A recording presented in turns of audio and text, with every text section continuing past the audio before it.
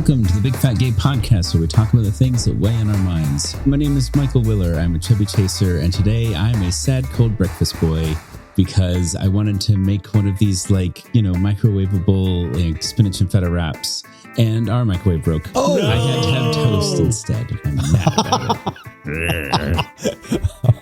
Hey, my name is Don Marshall. I'm a big chubby guy living here in sunny Hollywood, and today I am hoping that I successfully complete this episode before whatever this whirring sound coming out of my computer shuts everything down. Oh boy. So that's a little alarming. Hey, my name is Dan Oliverio, author, public speaker, and chubby chaser, and today I'm talking to you from Christmas Central here in lovely downtown Los Angeles. Downtown? How'd you get there? Did you fly? Well, it's the tree. The tree is transportative. So Trevor, we have finally finished putting up all our tree stuff and ornaments, nice. And the tree is still standing even with the weight of all the ornaments. And it is fabulous. I'm Trevor Keyson. I'm a super chub, and I am also in Christmas Central. And I take my Christmas decorating from Bizarro Coco Chanel, which is when you put on an ornament, look at everything, and then you put on another ornament. Because more is more, gentlemen. More is more. And the boys are up here. Always add on an extra of the last thing you put on the tree. That's why I always have 2 stars. Hello, everybody. Welcome back to the Big Fat Gay Podcast. We're happy you're here. We have another feel-good episode for you. Yay. Sometimes we need those kinds of episodes in the holidays. But before we get started, we want to thank our patrons on Patreon who help keep us going, help get our editor paid, supported the show for years at this point, and we love you so much. Thank you to our regular listeners who have also supported the show for years at this point just by listening. And it's been a fantastic journey. You can also check out our affiliates. You can get a 15% off your bearskin order with promo code BigFatGayPod. That would be festive underwear and undergarments and things like that. Or if you were looking for a mattress, you can go to bigfig.com, use the link on our website. That'll give us a kickback and help support the show. You can get yourself a fantastic mattress made for big people by big people. If hearing our voices once a week isn't enough for you, you can hang out with us on Discord. Well, I say us. Dan isn't really on there at all. No. Poor Dan is busy working on the not mailbag. Newsletter. Well, that's too sometimes. Newsletter, not mailbag. No, he has a newsletter that goes out every so often. Frequently. You can sign up for the last newsletter of the year that will come out before the end of the year. Yeah. Because everything in it will be useless once we pass December 31st. The easiest way to get the newsletter, to get signed up for it, is to go to our website, bigfatgaypod.com, and it'll pop up. It's got a little pop-up. It just says, hey, you can join our newsletter. Super easy. All right, with that, let's do some pop culture. I realized the image of the dancing penguins in my head is from A Very Muppet Christmas from 2002. Really? From the Moulin Scrooge. I just had the supercalifragilistic. Oh, Mary Poppins? Mary Poppins penguins. Oh. Yeah, the animated ones. Well, for our first news story, we're going to one of our most popular shopping destinations as big guys in the United States. Destination XL. Formerly known as Casual Male Big and Tall. Is that right? They're the ones who absorbed them. They ate up all the other competitors. So they just absorbed everything. So they are now your main supplier of clothing for fat people in the US. And they're releasing a new app that may make shopping there a heck of a lot easier. So basically, the nation's largest men's big and tall specialty retailer is letting shoppers create a high-tech personalized fit profiles on its app and also in select stores. Now, the store where I shop actually was getting this thing up and running. The last time I was there, it just wasn't working yet. So I got a little bit of a preview of what it was. But I still wasn't entirely clear if it was just something you were going to scan yourself with your own phone or if you were going to answer questions. And Trevor, you did a deep dive on this? Yeah. On the app, there's a new section called, it's like the MyFit, which basically it will guide you through the process of how to do it. And what you do is you have to disrobe. You have to be in form-fitting boxer briefs or compression shorts. You cannot wear a shirt. It tells you nope, you got to take your shirt off. Oh my God. And basically you prop up your phone. You need to be in a well-lit kind of clear-ish area. And there's a little kind of body outline, and it'll guide you through like, okay, we're scanning this angle, we're doing this angle, and it'll estimate your sizes. I did not go through the full thing because like I was watching the video and then I clicked on the thing and it was a lot of crosstalk from the app trying to scan me and the video describing how to like the process. And then also it was trying to scan me as I was like trying to close it, and it was like making angry buzzing sounds. So it's something you can do yourself. Yes. I assume that if you have it done in the store, there's a private chamber where you can do that. Well, they have dressing rooms in all stores. So yeah. And they're unfortunately way too well lit in some cases. Dramatic spot, I'm curious how, even though you're doing it at home, I feel like there will still be people uncomfortable basically having to watch themselves in their phone, in their underwear, and like trying to listen to the app. Also, it's a woman's voice, which I think is interesting because I feel like there's a whole lot of like tech layers to why usually these automated voices are women. But I would think that maybe like, would it be gay if like, I'm thinking for like straight men who are like, just kind of like, okay, I got to do this. I think it's a chauvinism thing. I think it's straight men want to hear a woman helping them. It's like women are nurses. Women are secretaries. Like, I think it's that. They're helpful. They're non-threatening. Yeah, I think it's that. I think it's the reason why Cortana is a female voice. It's such a common trope. Instead of like, hey, bro. Yeah. Although I do take Trevor's point that it would be like, dude, just turn around. It's no big deal. Yeah. Like that's the relatable AI voice. But it's also worth pointing out that in my understanding of the app is it's not taking a picture. So there's no like, it's not recording evidence of you or transmitting images of you somewhere. It's just a silhouette, right? I was trying to find if there's a privacy policy. Oh, yeah. To see, are they not being like, okay, here is Donald Marshall. And like, we just watched the spinoff of Orphan Black. They're not scanning Don to make a, army version of Don. A Don bot. Yeah. But I feel like they must be collecting some data from this. Well, biometric, yeah. That's the point of this. The point of this was not to give their customers a tool to help them buy clothes because they know their customers are going to have to buy their clothes anyway. The point was to gather market data and to be able to sell that market data. No, wait. There's two things here. One, I think it was to increase the efficiency because when you're the integration of marketing data was because the stores had one set of data, the online had another set of data, and they wouldn't talk to each other. And so one of the problems they were trying to solve is let's just consolidate everybody's data. And if you didn't give them your data, they never had your data. So if you were concerned about that, you had to give it away in the first place. And if you wouldn't, whatever. But the other thing that I think is really great is that, as they point out, so many brands have their own ridiculous idea of sizing. As we all know, an X doesn't mean anything. Yeah. So I think they're not actually making a custom garment that you have to get. What they are doing is saying, if you have these dimensions, you fit this size in this brand. And so I think that is huge because what it does for them is it cuts down on all the back and forth of mailing the garment to you mailing the garment back to them because it didn't fit, them having to mail out another size, and you have, that didn't quite fit. So it cuts down on all that back and forth. I think that's true, but they also make a point in this article to mention that DXL has been working with Bluecore, which is a marketing group, basically. Yeah, but so I think it's both, and I would think from a business standpoint, like having self-submitted market research is invaluable. Oh, of course. Yeah, of course. I would guess that's the primary reason that they're doing it because let's be honest, like how many people do you know that buy something and it's not the right thing and they just go, I don't have the energy to return this. They're still, I would guess, largely getting their sales whether or not the garment fits the person. And I think this will improve things. Like, I don't think it's a bad thing. I'm just saying, like, for them, the value in getting that market research is probably the primary. Well, but the market research they're doing is in terms of, like I said, integrating online with in-store. So they want to know, like, what's the conversion rate for online to in-store?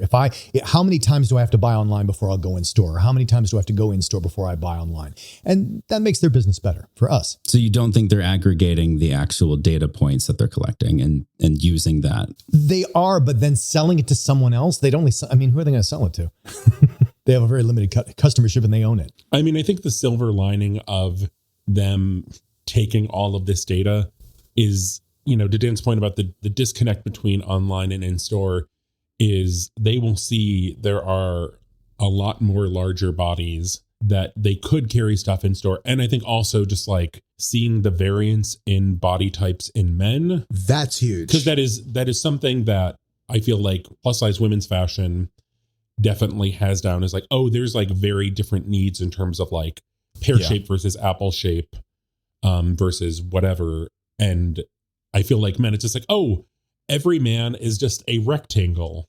A refrigerator. It's very common for me to see a man with a larger midsection have a shirt that strains over the belly, right? Whereas with women's fashion, I never see that. I've never seen a woman wearing a top that's straining to constrain, right? So I feel like women's fashion is just better about that. But as a side note, I just think it's interesting that DXL is doing this, where my observation about DXL in general has been their sizing is more consistent that I encounter in the real world, where it's a total crapshoot if a 3X is actually a 3X or a 1X or, whatever. Yeah.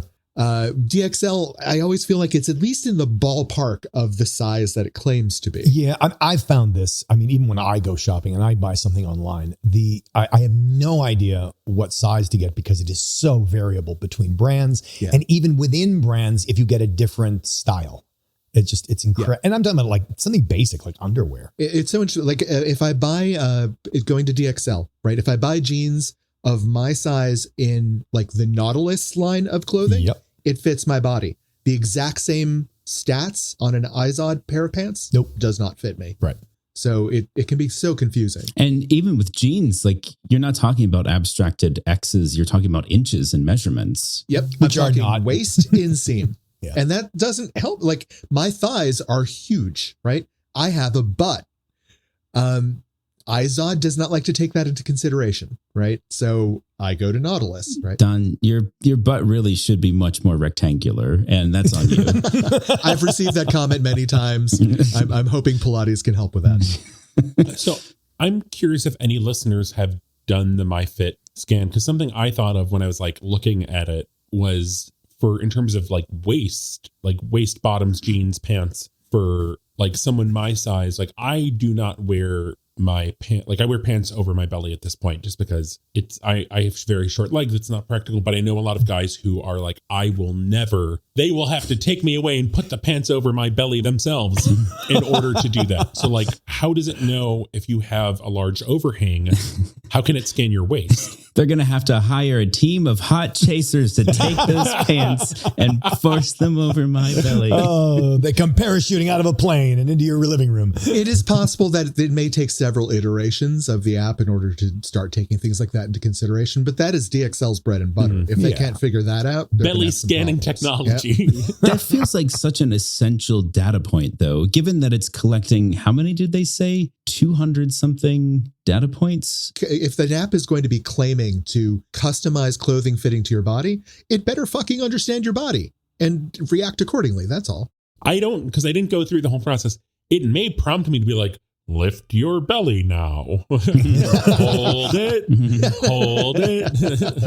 It's like date night all over again. I think it could probably surmise that from the arc of the thigh, and there could be a little toggle switch like, is this, you going to wear it over the belly or under the belly? That might be that simple. That's how I would design it. I'm just curious, how they would implement that. If listeners have used this app, let us know. 243 data points. That's not nothing. That's definitely, it seems like a legit thing.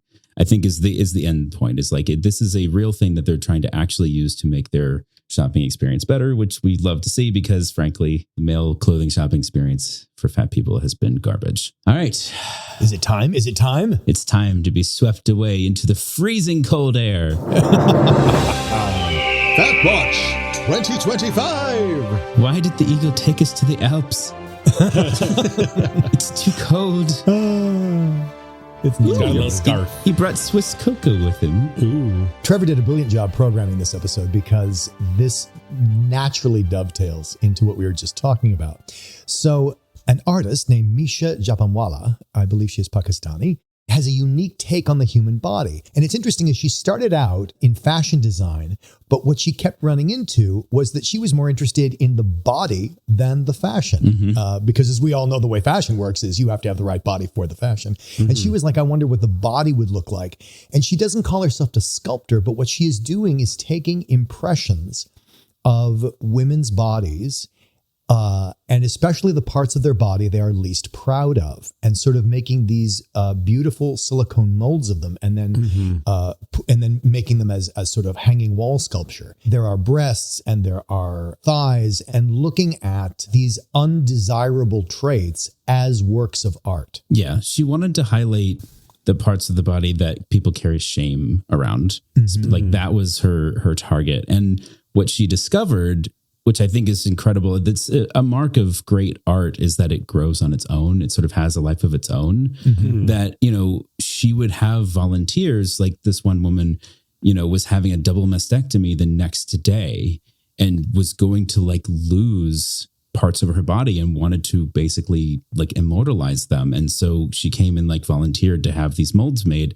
And you start to see, by focusing on something that people have such strong feelings about, you also create these opportunities for healing and catharsis. And it's really incredible. And I think what's really interesting is that Japanwala describes herself, I don't consider myself a sculptor. I consider myself a documentarian, that she is documenting bodies. Yeah. And the idea being that so that you can examine them. And I think this is kind of the way it works psychologically. You can look at a part of yourself external from yourself. You can examine it. It's like the same reason you write down lists rather than trying to keep them all in your head. It reduces you try to keep all these things you have to do today in your head. You have anxiety about it. You put it down on a list, you externalize it. You can see it. You can interact with it as an object. It loses its hold, or it can. I think like a fascinating way to experience this would be, you have the mold made of whichever part of your body you choose. You don't see it. And she puts it in the gallery along with all of the others. Oh, that's and then you stumble across your own mold at some point. And like, how do you react to it if you don't initially know that it's yours? Like, how do you recognize it? I'm curious if you'd recognize it without the context. Yeah, I am too. And then what you would assume about it, especially put in context with all of the other bodies on display. So I definitely had a very interesting reaction to this when I saw it, where the initial reaction for me was the way I react to news footage talking about fat people, where it's just, here's a disembodied body, like, missing the face and the head. Yeah, headless fat people. But here's just the fat body. Yeah. Boom. Yeah. So initially my first reaction was like, oh, it's just a belly on a pedestal. Why are you doing this? Until I start getting the additional context of it. Right. And I see the other pieces of it. And I think maybe the first piece I saw, which really does to me just look like a belly on a pedestal, I wasn't understanding what the project was until I saw more pieces. And after I got past my initial discomfort with it, it was incredibly powerful for me, where watching the video, you see a couple of the other pieces she made, you saw how they come from. And I'll be honest, there are a couple pieces there where I'm looking at the final form and I'm like, I'm not sure where in the body this might be from. And it makes me aware that there are probably some parts of my body that look like that too, and make me think. So it is a very provocative piece. That's where I would place it. And for me, beneficial. I really liked it. But I think it's so strong and it's so kind of primal, I think. Here's a segment of a body for you to discuss. There's something primal about that. I don't know how everyone will react to it. Yeah. I think it's worth taking a look at, but be prepared. It may lead you in a bunch of different directions. Yeah, I think good art is confronting. Like, it doesn't have to be negative, but it's just, it shakes you out of where you were, how you kind of drift through life normally. Yeah. I have kind of a non sequitur cutting room floor thing. I don't know if somebody has like a better follow up. Seeing this story in these pieces.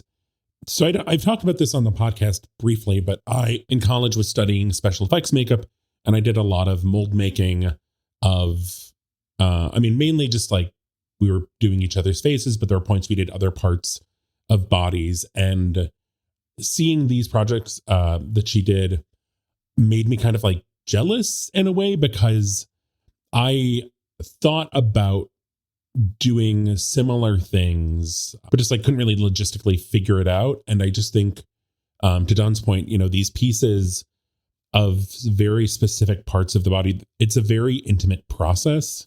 Yeah. And I just love that she, like, you see her at one point in this news story working with someone who's having impressions done of, it was her kind of like belly with the scars, and just like the way she talks to her and kind of then guides her through the process and shows her the impressions of the scars is just so beautiful. And you really see in that, but also just all the pieces, the care that goes into creating these pieces.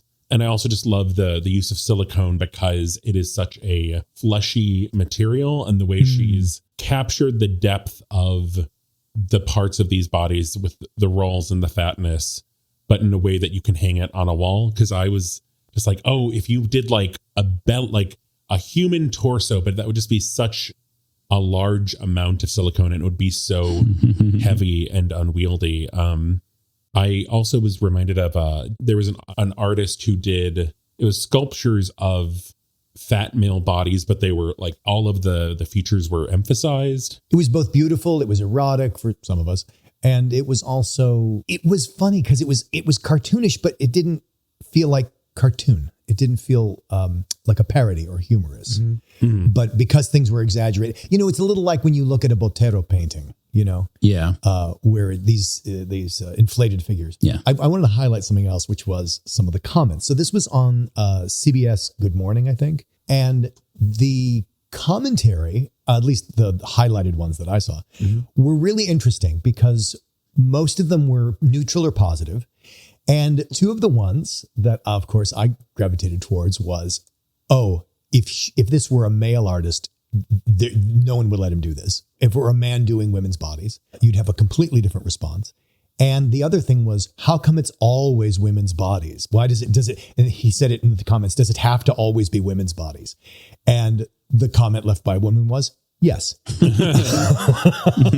it was this thing about, yes, fat is a feminist issue, but hello, there are fat men on the planet too. It's very interesting. And she also specifically looking within her own community of Pakistani women. Right. And I think the idiocy of that kind of comment is that nobody said it couldn't be. I mean, I guess the woman commenting said it, but like she's doing her thing. Yeah. She's not telling the world this can only be women. Anybody can go out and do it. The person watching is just having a reaction to no, but it does echo the fact that it is both the symptom and the cause and the effect, that it tends to overwhelmingly be women's bodies. And that's because it does, and because it's part of the problem and it's the cause and effect. It's chicken and egg. I mean, sure. But like we know fat male artists who are featuring male bodies in their art. Like, it's not just women. Maybe it is a lot of women, but I don't know. I find those kinds of comments like really suspect. Like, well, in the same way that it is overwhelmed, there are almost, and I say almost, no men in the fat liberation space. It is almost exclusively women. And if you take fat studies, it is an off branch of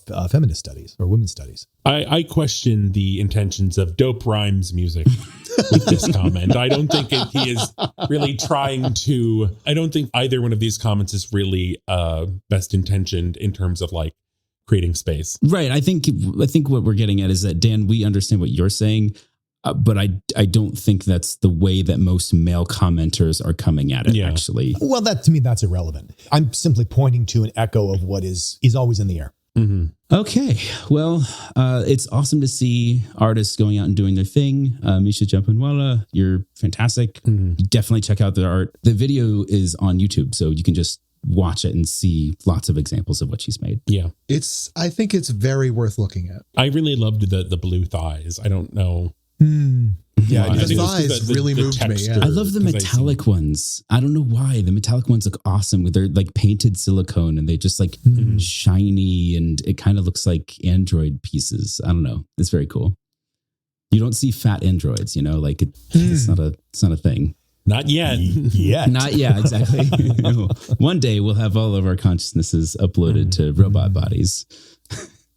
Well, we started off talking about being chilly, and we've been talking about clothes and bodies, which brings us to our main topic of talking about winter wear and cozy clothes, flannel clothes, those long johns, the little rear access, talking about butt flaps. The butt flap one.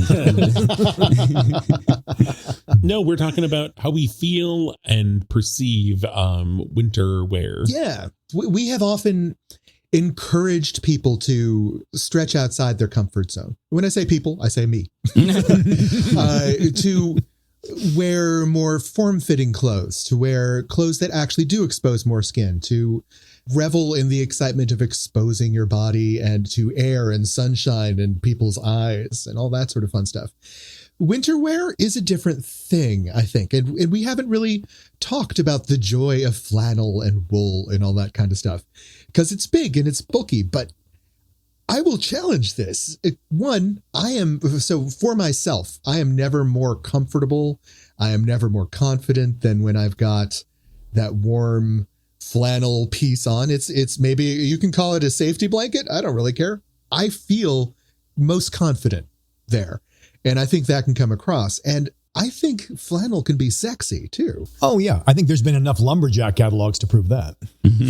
Yeah. I mean, or just John Goodman and Roseanne. I mean, I think that's, I think it's mainly the associations people make with flannel because it's like very much a bear thing. It's masculine. I mean, it's the brawny paper towel guy. Absolutely. Yeah. It's Al Borland. I'll push that limit though. And I'll say I also love a guy in a good sweater. Like I'm from New England. A cable knit sweater to me is hot on a night, you know? I mean, something that I'm famous for saying is I love a well-dressed fat man.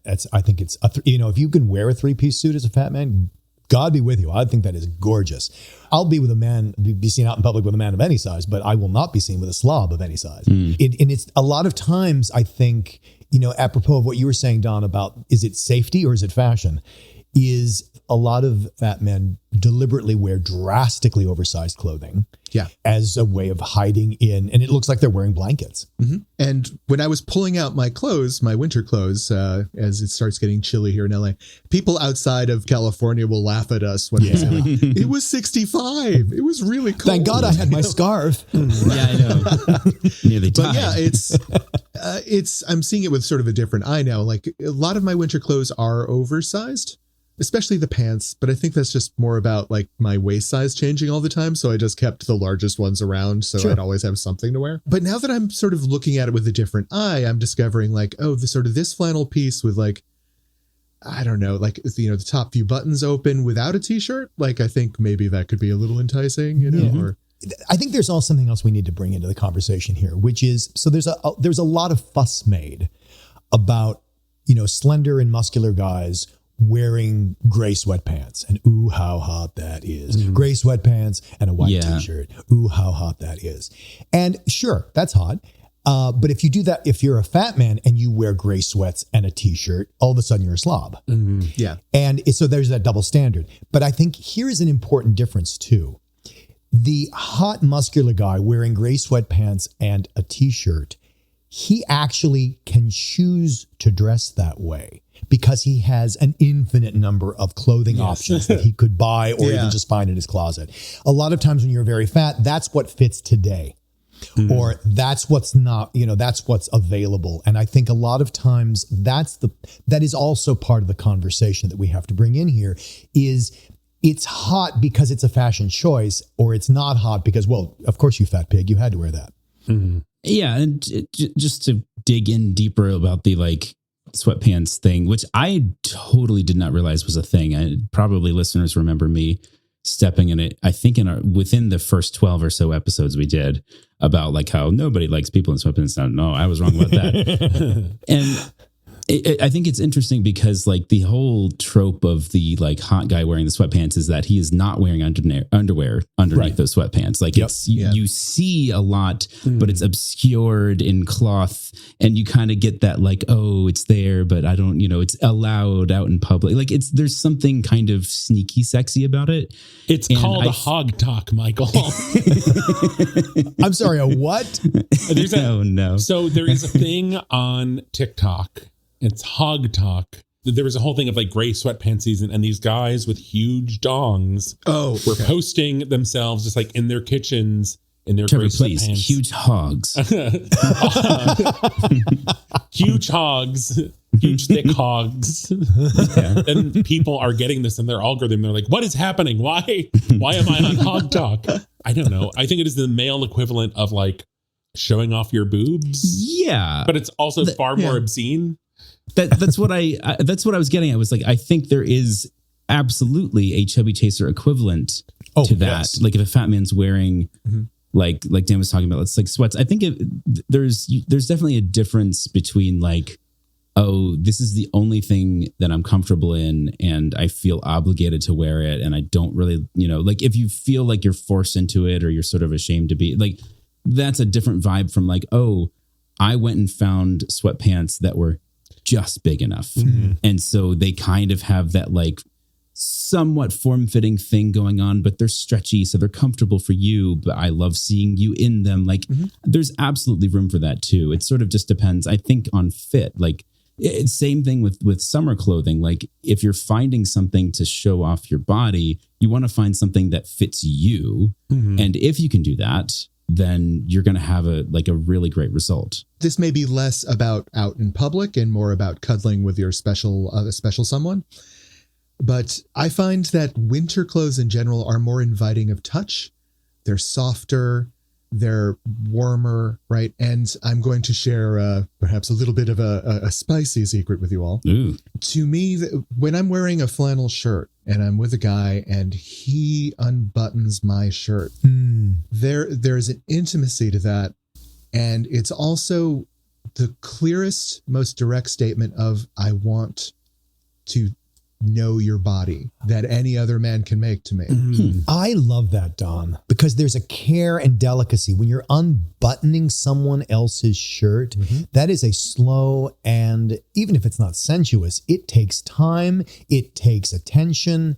There's care involved, and it leans towards the sensuous, even towards people who are maybe not inclined to being a sensuous toucher. Yeah, like the act of it is lovely. And bigger guys, if you're like me and you need that reassurance from a partner that they really are there, like they want to be there, that intimacy is a wonderful thing. And I suggest you try it. I love so Don was talking about this very intimate, warm, cozy, like wintry fireside unbuttoning thing. And I just flashed on when we first met and the speed at which you ripped off my pants. Come on, Trevor, that's pants. That's completely different. It was like they were tearaway pants. Like Dan knows how fast I can take off my pants when I want to. Yes. The explosive force. Yes. But that is, once again, it is a summer that was peak summer in Los Angeles. Summer, yeah. And I like cozy fall intimacy, and then like summer, just like the pants are just, they're gone. They were ripped off so fast they just ceased to be the very atoms the pants were made from. So doing my best Flash impersonation. I think there's something to that, and I think even like in my experience of a lot of men is that touch is not their forte. The touch can come across as icky or invasive, and there is the nature of unbuttoning makes you take your time. Yeah. Also, there is nothing like taking off a t-shirt, like lifting a t-shirt up over. It just doesn't have the same sensuality. There's nothing sensual about taking a slip over. No, that communicates business, whereas the unbuttoning is sensuous. Yeah, and also a slow reveal, right? Like it doesn't have to be like, bam, you're naked. Yeah. It can be like, okay, here's some chest for you. Yeah, but pants are another story. What are you going to do with that? As we've proven. Pants are all nuts. That's got to come off now. And to be fair, I have the same feeling about jock straps. I know jock straps are like the be all and end all for some guys. And I'm like, that's just another layer. I think it's more like if you get a turkey that's all tied up and you're trying to cut the strings off. He's got to you got to lift this flap and just get the knife under there. I love a naked body. I do love a naked body, yes. but I love a naked body that actually has just a little bit of accoutrement, just a little extra clothing on there. I think ups the sexiness level. For the viewing experience, yes. There is something, coming from someone who lived in the Midwest where the winters are just insane, kill you cold. Winter wear, there's something to it. I'm curious. So I don't think Dan is really just knowing Dan's tastes in fashion. I'm curious, Michael. I feel like peak millennial, like the millennial chub gray sweatpants is the hoodie. Yeah, because I know guys that I just love a fat guy in a hoodie. I do. I think Dan's point about size and fit is still holds true for me. I think any garment basically that I've come across can look great on someone if it fits them well and they love it and they wear it well, or could look terrible on someone if it's just And sometimes it comes down to the quality of the garment. You don't really get a choice in the matter because you don't have that many options. There's so many reasons. I'm not blaming the person necessarily for having, but if you're looking for these larger winter clothes to wear, finding something that still fits you, still conforms to your body to some degree. You want to see the shape. You want to see and hoodies can do that, or they can be, tense, and it just sort of depends on what it is. But yeah, I personally I don't know how to express this, kind of like a cartoon cell shaded version of a chub, like a cartoon silhouette. Yeah, if it's the kind of thing that fits well and they found their favorite thing and everything kind of gets accentuated nicely, and I think it looks great, and it has nothing to do with being a bathing suit or whatever. It's sweatpants. And I wonder if chub chaser relations get sabotaged by compliments to chubs from mainstream people on the clothing that conceals body as much as possible. 100%. Because absolutely. Yes. All of my clothing choices come from the fact that those are the clothes that I get positive affirmation in. Yeah, because it's minimized how fat you are. Yep. Yeah. Everything you're going to hear, I shouldn't say everything. They're definitely open-minded, not chaser, not fat people, but mostly you're not going to, certainly not out in the wild. Not all mainstreamers. Yeah, not most of them are going to give you the opposite advice. I think there is room for, wow, that sweater looks great on you, without it being a comment on body size. Yeah. I think there's room for wow, you look great today, without it being a comment on body size. 100%. I think it's what it should be. Maybe Don was talking more about picking clothes though, right?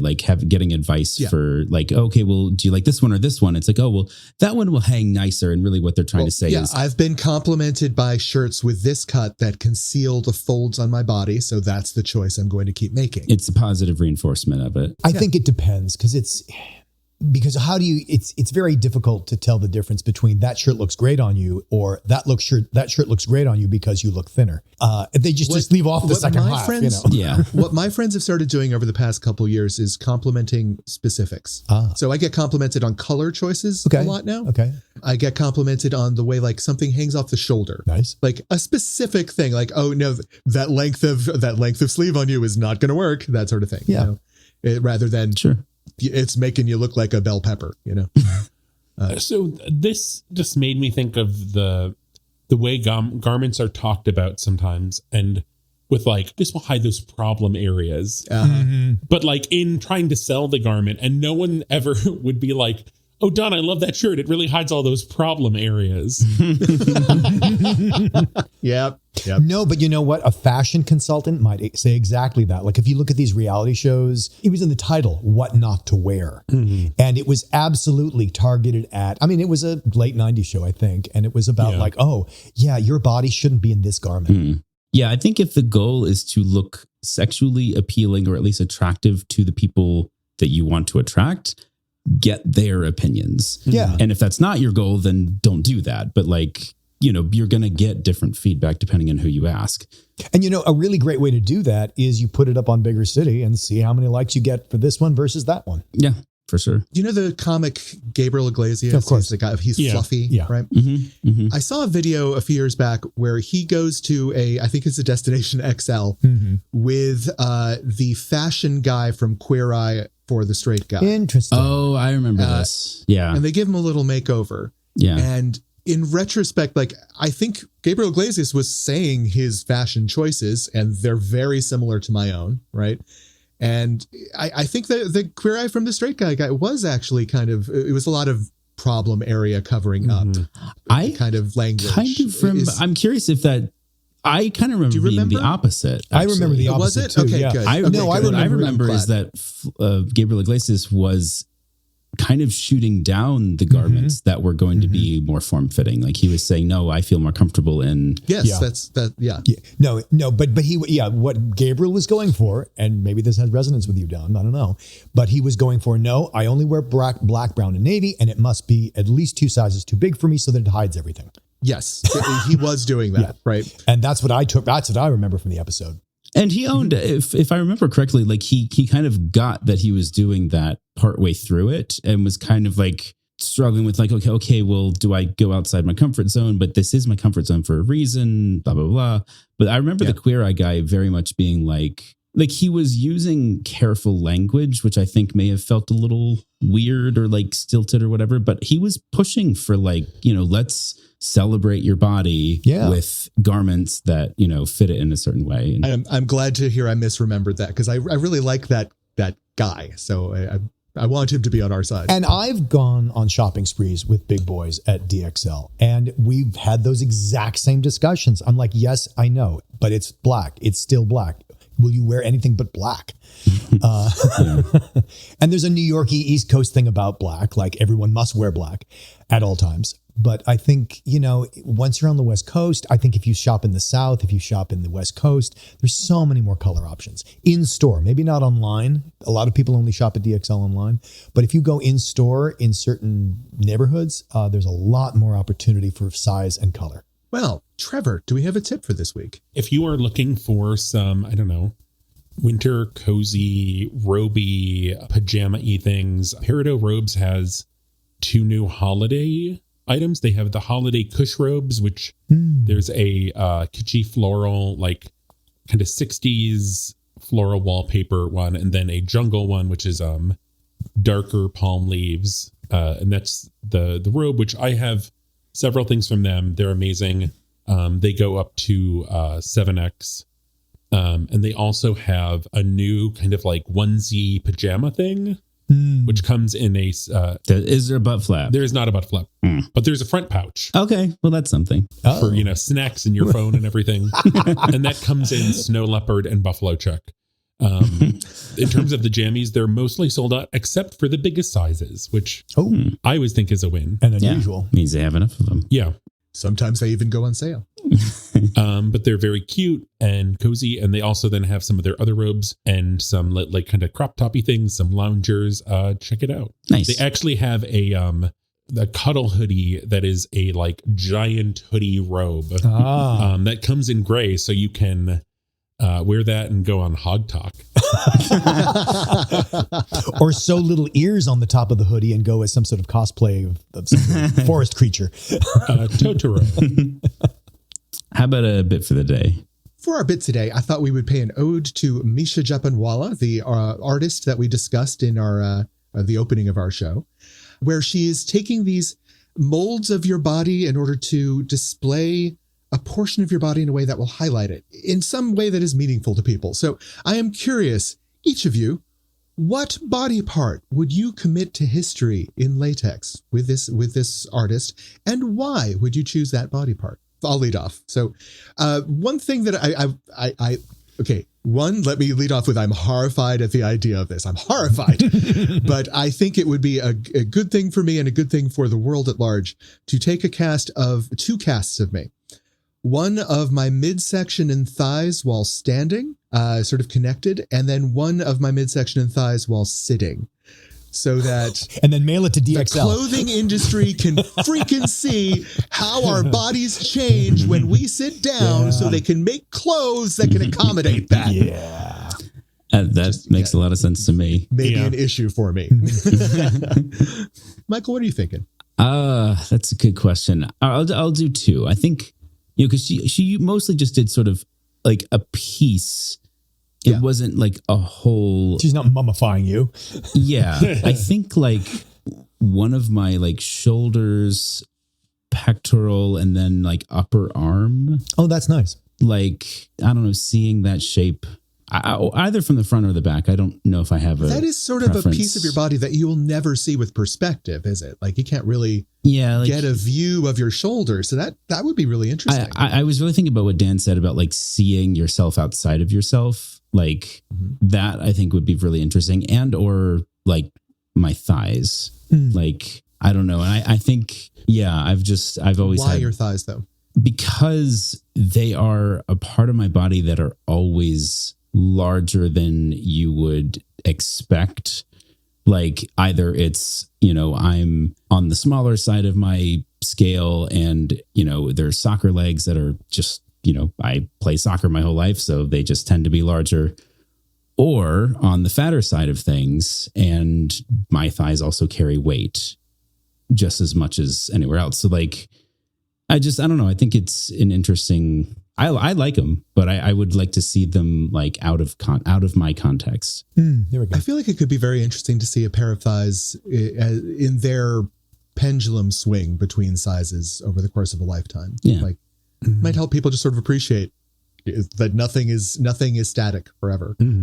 Trevor, what are you thinking? I mean, I've had various parts of my body molded because I did my face. I did my foot one time. I made some thumbs for Dan. He has adorable thumbs. That's why. I mean, I'm torn. I was thinking maybe my back, like my back fat, because I don't really ever get to see that. Yeah.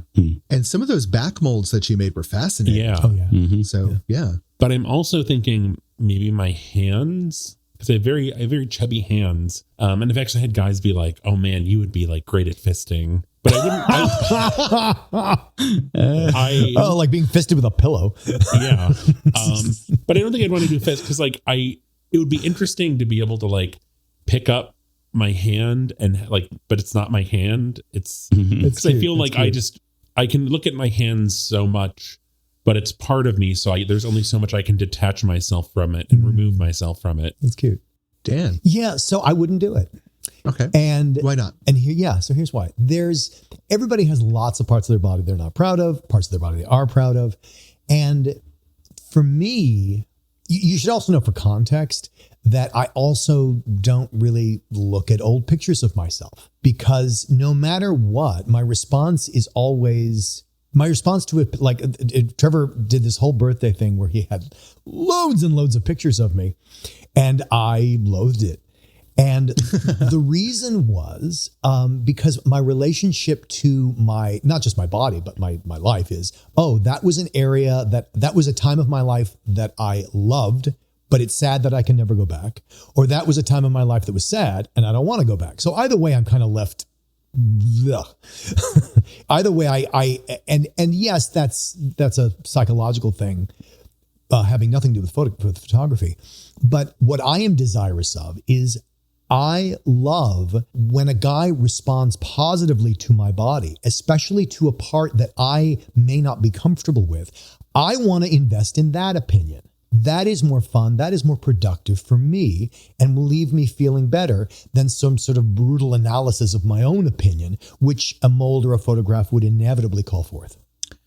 I just want to challenge the assumption that the association with your molded body part, examining it, holding it in your hand, would not be different from a photograph.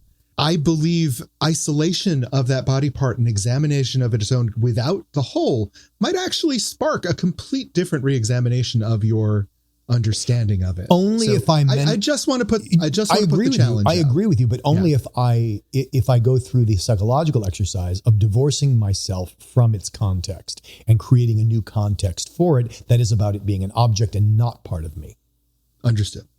So, Trevor, if there's anyone in our audience who's just desperate to mold their body, where could they tell us about those dark desires? Well, we're on Blue Sky and Instagram as @BigFatGayPod. Leave us a reply. Follow us there. Follow us on Facebook or leave us a 5-star review there or on your preferred podcast platform. Support us on Patreon at patreon.com/BigFatGayPod. Or see the articles we talked about at www.bigfatgaypod.com, baby. Maybe you are a little woodland creature. It's Christmas. It's cold. You have your little forest creature flannel on. You're cozied up by the fire. You take out your little mouse earbuds. You're a mouse now. And there's a little rapping at the door. Go. And it's Mouse Michael. And he's got the biggest Christmas goose from the window, the mouse goose. It's Michael Mouse.